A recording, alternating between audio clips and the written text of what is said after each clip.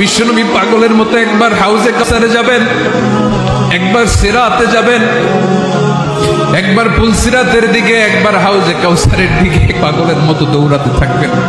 তার কোনো গুনাহগার উম্মত যাতে জাহান্নামে ঢুকে না যায়, সেদিন কেউ সুপারিশ করতে পারবে না বিশ্বনবী ছাড়া। এজন্য 5 নম্বর আল্লাহ বললেন, মান যাল্লাযী ইয়াশফাউ ইনদাহু ইল্লা বিইযনিহি। কার সাহস আছে, কার এত বড় বুকের পাটা কিয়ামতের কঠিন দিন আল্লাহর সামনে দাঁড়িয়ে সুপারিশ করবে? কারো ক্ষমতা, কারো ক্ষমতা নাই।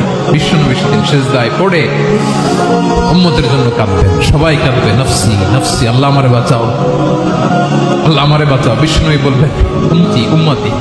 বিশ্বনবী আমার জন্য কাঁদবেন, আপনার জন্য কাঁদবেন, আমাদের জন্য সেদিন কেঁদে কেঁদে জাহান্নামের দরজায় দাঁড়িয়ে আমাদেরকে টেনে টেনে জান্নাতে ঢুকাবেন। এজন্য এই বিশ্বনবীর ভালোবাসা যেন আমাদের হৃদয়ে ভরপুর থাকে। আমার ভাইয়েরা, প্রতি শুক্রবার বিশ্বনবীর উপরে বেশি বেশি যেন আমরা দুরূদ পড়ি। আমরা যখন বিশ্বনবীর সালাম দেই, দুরূদ পড়ি,